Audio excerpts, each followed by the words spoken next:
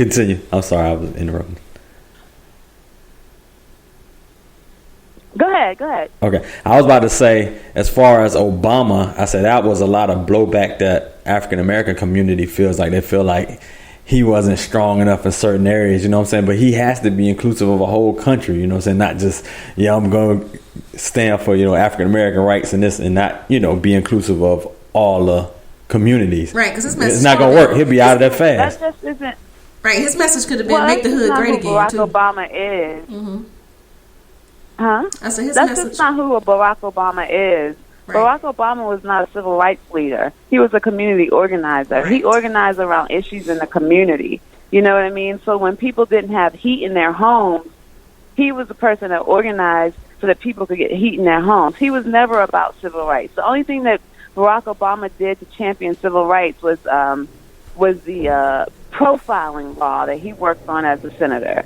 You know what I mean? None of the legislation that he introduced had anything to do with civil rights. So, by character, that just isn't who Barack Obama is. He even told us, I'm not the president of Black America, I'm the president of all America. Right. You know what I mean? But he felt that right now and this time, the biggest civil rights issue were homosexual rights, and that's what he championed. And that was like a kick in the face to a whole bunch of black people. You know what I mean? It was a kick in the face to us because he had so much power to do so many things. But at the end of the day, Barack Obama wants to live. You know what I mean? Exactly. He didn't want to be assassinated. Exactly. Big L said Obama's the best gay rights president ever. Right. So there's a couple things here, a couple points here. I know because we gotta move through these points real fast. I saw one of the areas that you actually spoke about before was NRA rights, like gun rights reform. Uh-huh. What's your thoughts on as far as the reform? How do you feel that reform should take place? Like what should be enacted as far as laws in this country as far as arms? To me, I think that everybody should own a gun unless you're like, you have a disability that doesn't allow you to own a gun, because it's a constitutional right. We cannot discriminate.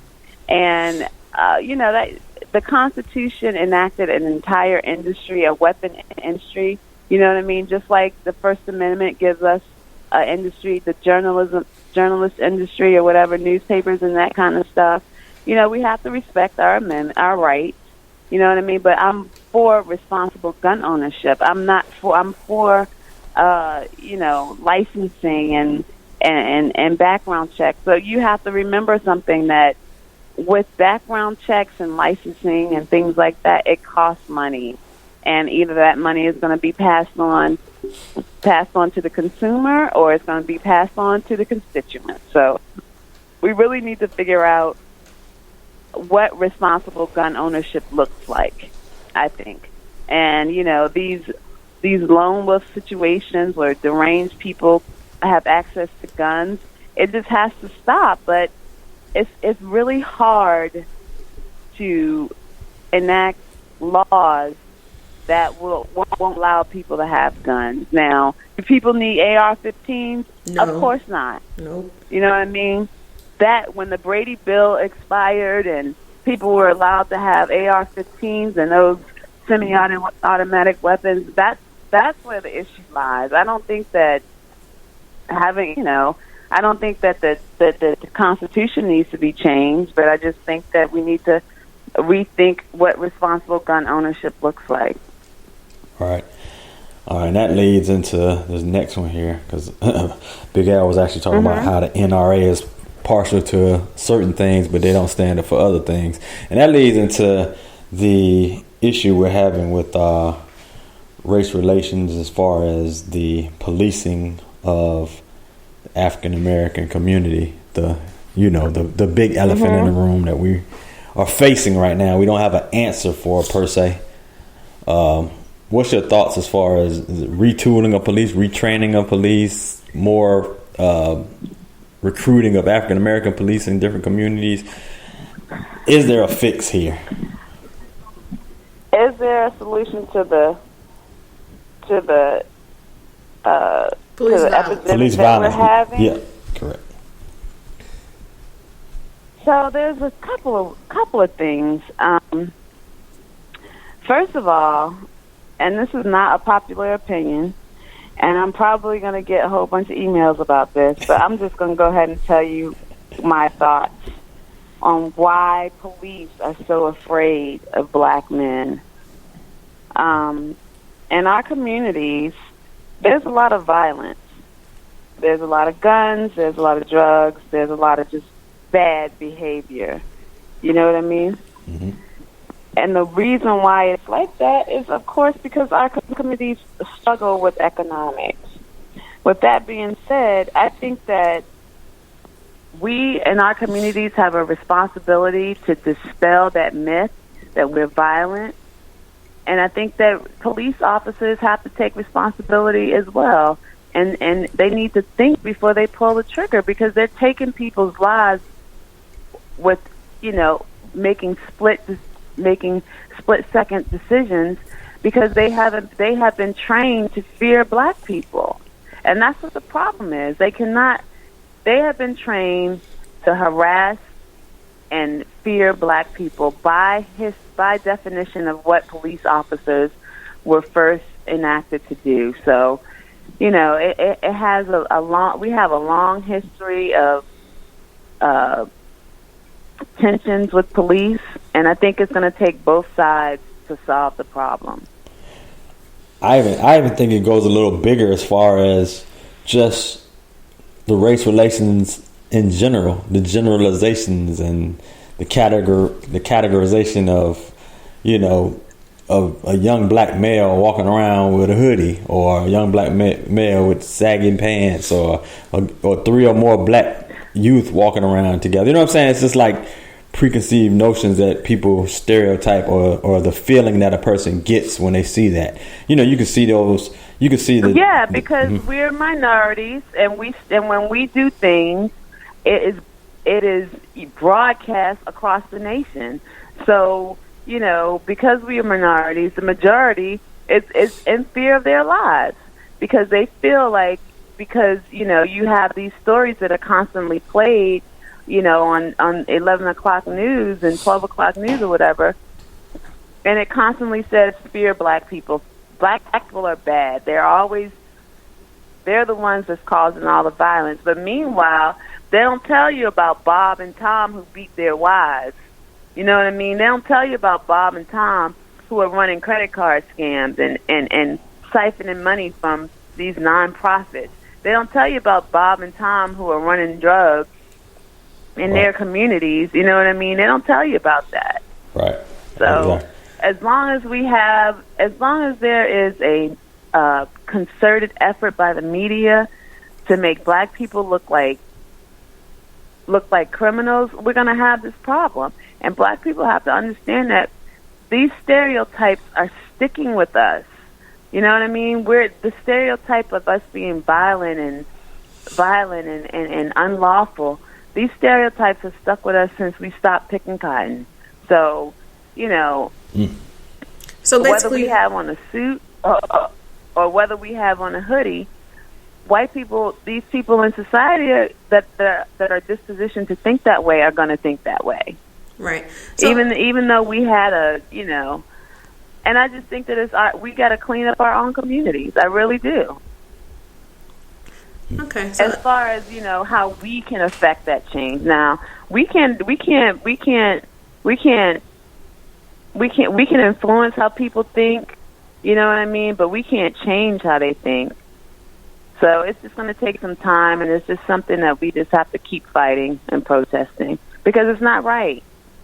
Right. At the end of the day, it's just not right. I completely agree with you, but disagree with your statement about the violence in our communities. I mean, you're right. There's violence in some communities, but the problem that I have is when you don't even live in the black community, but you're black, and there's still this air of, some type of threat that young black men may cause. We live in a neighborhood of 110 houses, 10 of the families are black, the rest of them are white. But my son is still seen as a threat, even though he's grown up in the suburbs all his life and not part of the hood or whatever.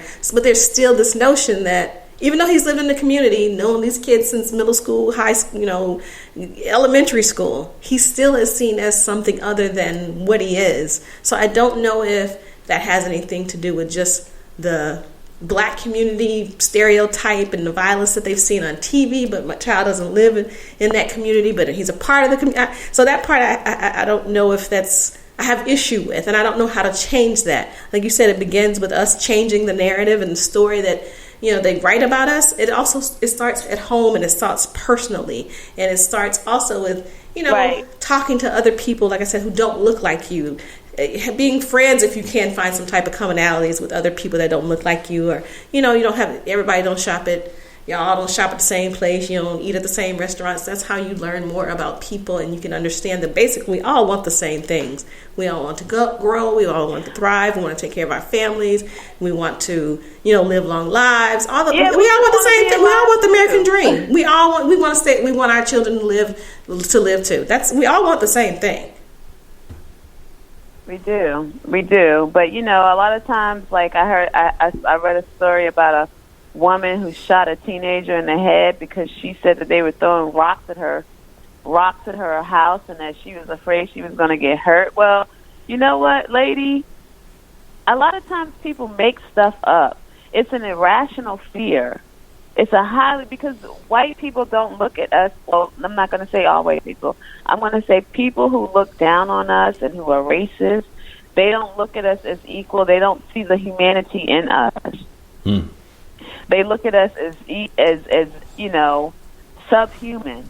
Right. So, until that, not as valued. Until those people die, you know what I mean? Mm-hmm. We're gonna just have to keep fighting that. Fighting to change the narrative. I mean, look at Barack Obama. They called him a thug, and the man is an Ivy educated scholar. That's true. So it's definitely an irrational fear. Something that is made up in their own minds, something that is steeped within their head and within their DNA. It's always been a conflict between blacks and browns and white people. So, I look at it like the Palestinians and the Israelis. That's how it feels. Probably. Right. All right. So my next one here, it's very similar to what we just faded into, but it goes a little further. We're going to speak about Hollywood. You actually spoke about. I read something. I don't know if it was your social media, if it was an article that you wrote or mentioned in, but it was talking about the whitewashing of the Oscars. Not per se this year, but last year. We had the issue with lack of inclusion. Oscars so white and inclusion. Lack of inclusion. Right. Hollywood people. It's funny. They look at our culture and they take away certain things. Like, ooh, we love certain sports style. We love Jordan. We love LeBron. Ooh, we love Michael Jackson. They pick and choose who it is, and they love our culture, but they don't necessarily love our people and things that are affecting our people. You don't see a lot of people on the same front lines and being just as have a voice like we do, as far as some of the things that are taking place as far as policing and things. But anyway, I'm going back into that. We're going to talk about Hollywood and movies right now, and your thoughts as far as the Hollywood that we have right now. Do you feel like our movies are they improving as far as African American movies now? Are we getting a better shape now? Not just African Americans. I think it's women too. I think it should be minorities, not just. Minorities, because even Indian, Asian movies. It should be inclusive. I think it's still a slap in the face, though.